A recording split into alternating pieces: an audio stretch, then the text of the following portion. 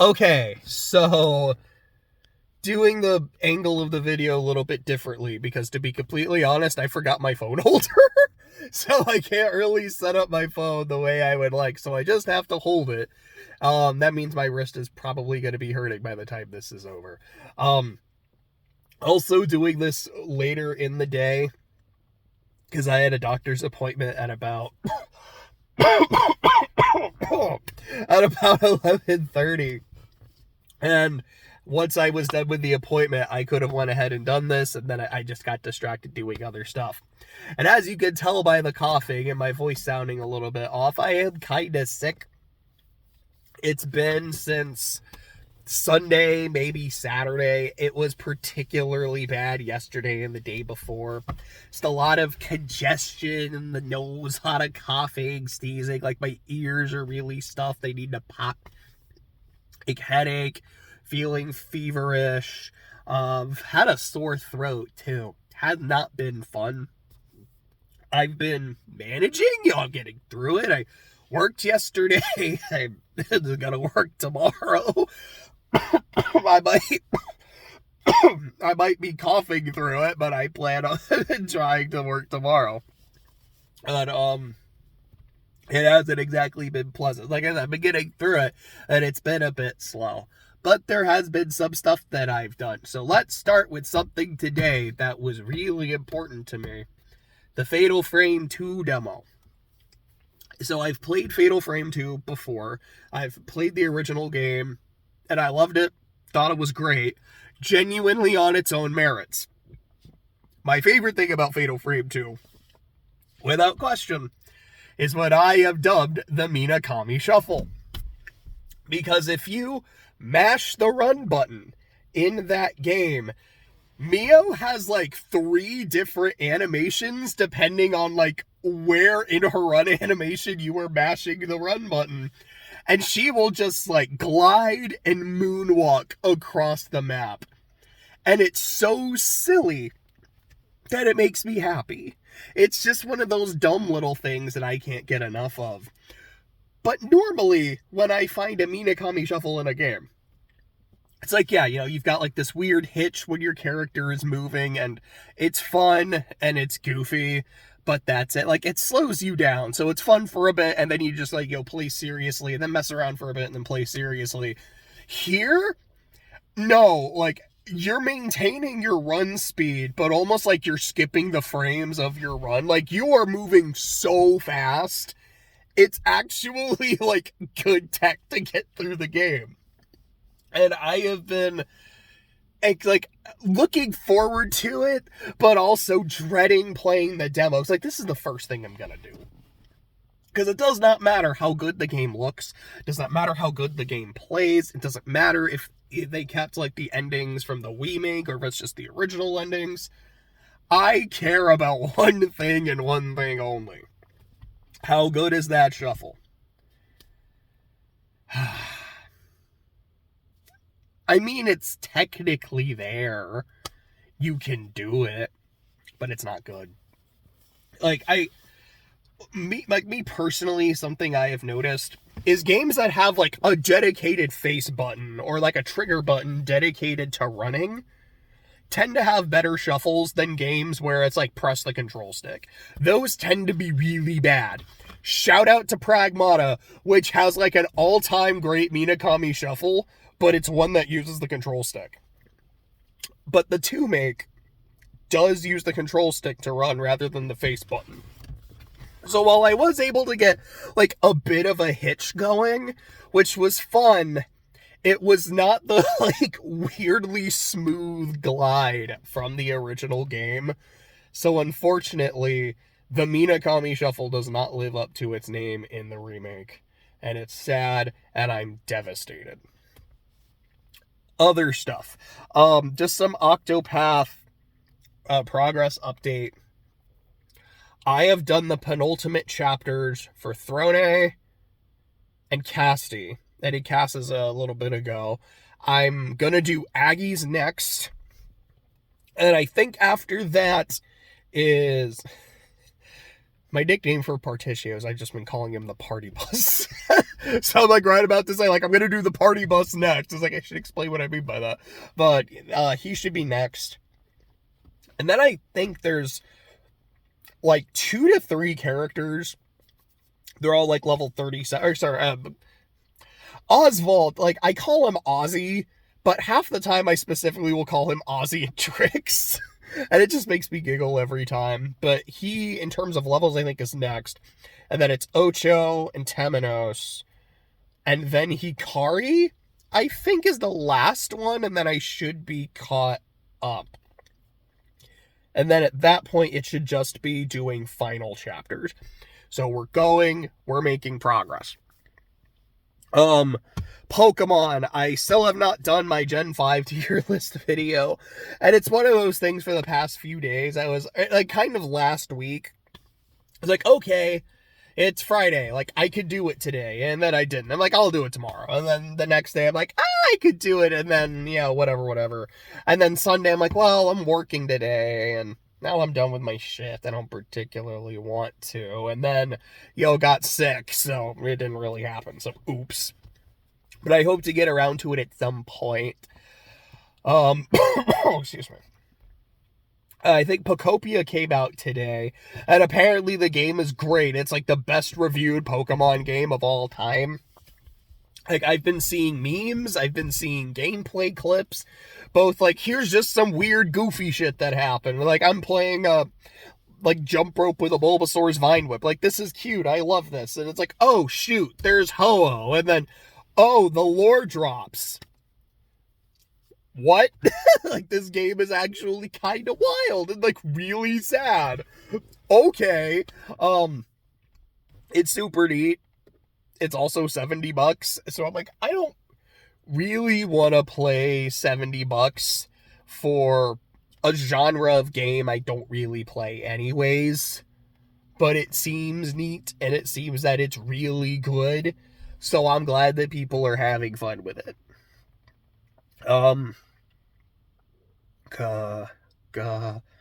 Sorry, just going through my list. What does that even say? Oh, I was like, what is L-O-T-T? Oh, that's an R. So, I think I had said previously, I was listening to an audiobook of Lord of the Rings. Unfortunately, it got taken down from YouTube. So, now I have to just read the book physically. And I don't mean that to be like, oh no, now I have to read a physical book.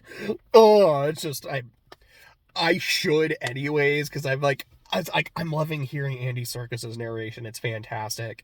But as I'm listening to it, I'm also just having these moments of, I feel like I should just sit down and read this. So I should. At some point I will.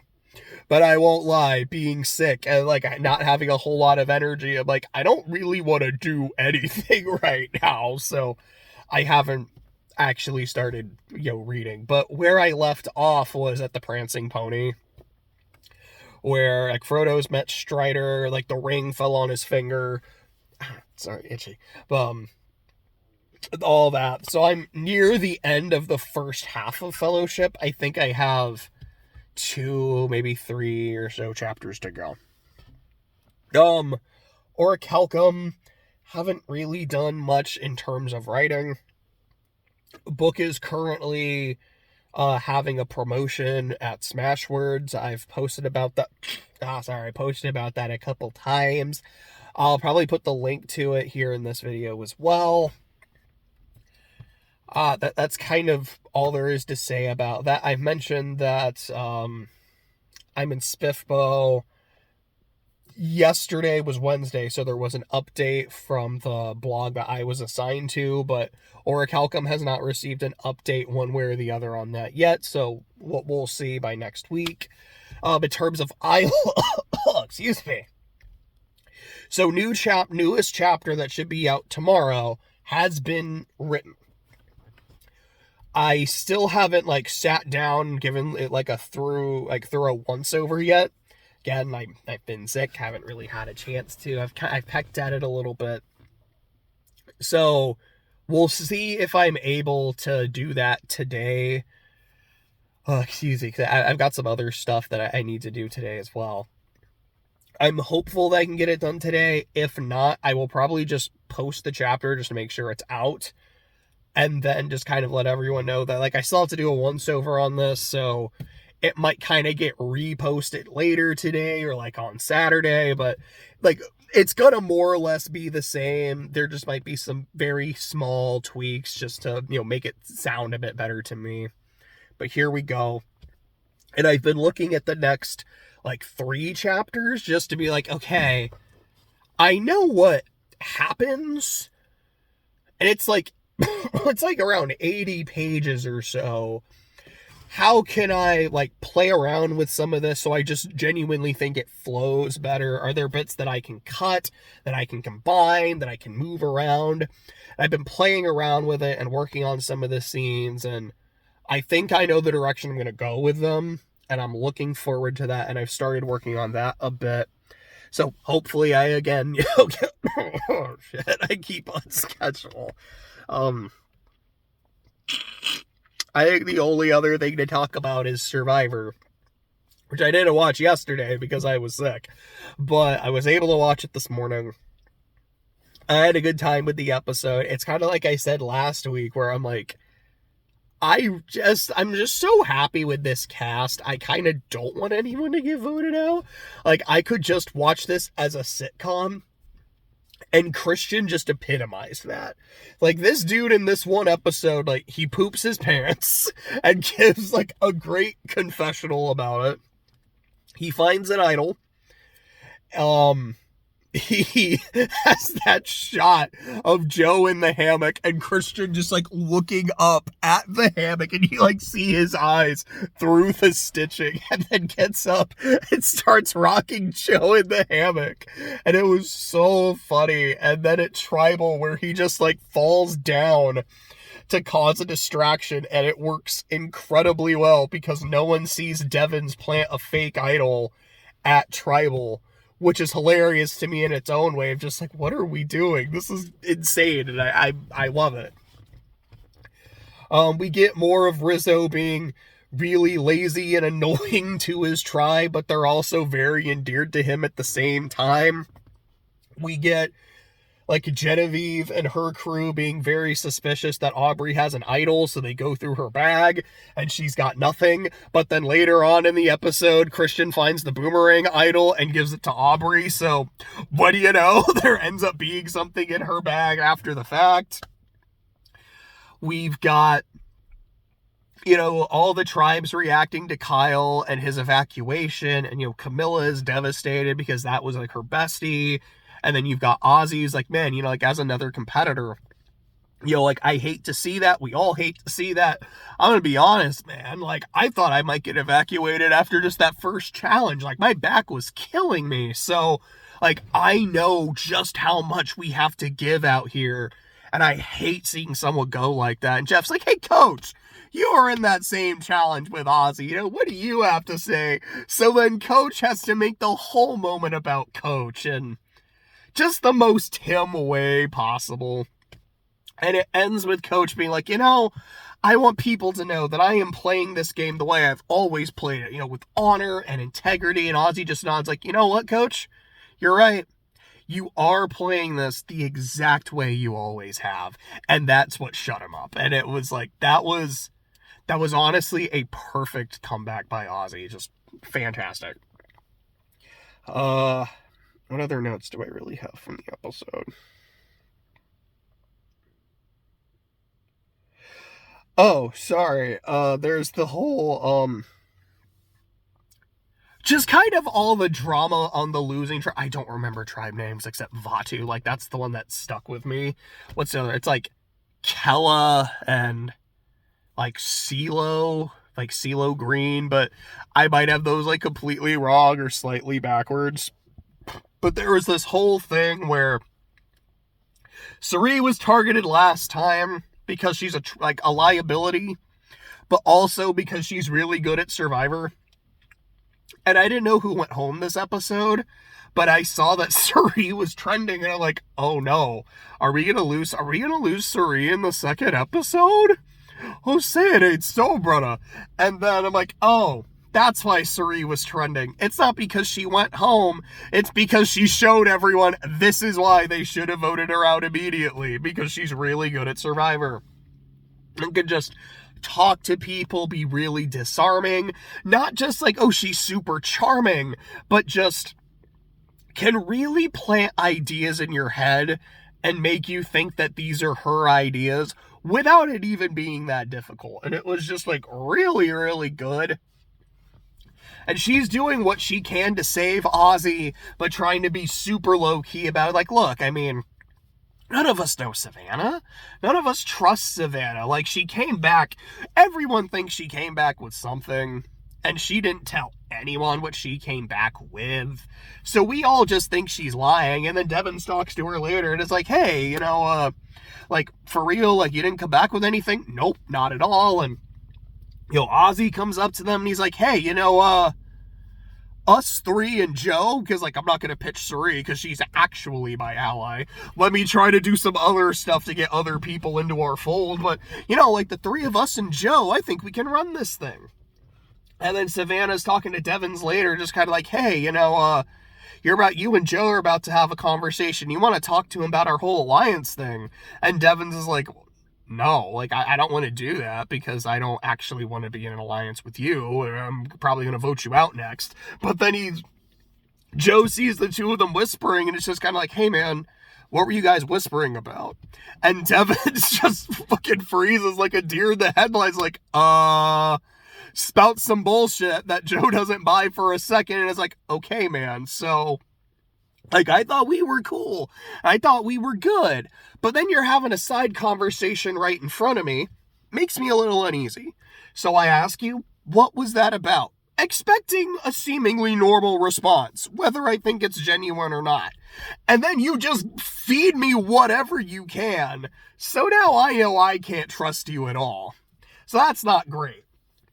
Which leads to this whole thing about, man, Joe is really hard to play with because we all want to lie and be deceiving, but we can't do that with Joe. And there's merit, I think, to both sides. It's like, it's Survivor. You're going to lie. You're going to be lied to. It's the nature of the beast. But you also don't have to just lie for the sake of lying, because that makes it easier for you to get caught, and that's really, really messy. I feel like it's one of those games, like, you gotta tell the truth when you can, because it just makes it easier to keep your story straight, and it makes, as Joe even says, he's like, this is a game about trust. Like, you know, you want to be able to trust the people on your team and who you're allied with, because otherwise, like, why would I want to work with y'all? But ultimately, excuse me, it is Savannah that goes home. And it looks like next week there's going to be a swap. I wasn't paying super close attention. I saw that Christian and Emily are still in the same tribe. Off the dome, that's like the only part I remember. But they did show like a couple bits of the new tribe, so we'll see how that goes. Like I said, so, oh no, who was Charlie with? Because I remember they emphasized, I want to say it was Charlie and Rizzo they were emphasizing near the end of the episode. But, oh, sorry, there was also this bit where Jonathan and Coach go spearfishing, and then, like, Coach super cramps up, and, like, I don't know, and then Mike White is, like, talking to Coach, and then just gives, like, a Jim Halpert look at the camera, and it was really funny. It was another really good episode. Season has been fun. That's basically my week. I'm gonna go home and do some other stuff, and hopefully I feel a little bit better. Which I will say, I'm feeling a lot better than I did yesterday, and even that, as not great as it was still definitely better than the day before. So, hopefully we're doing just fine. But I missed it.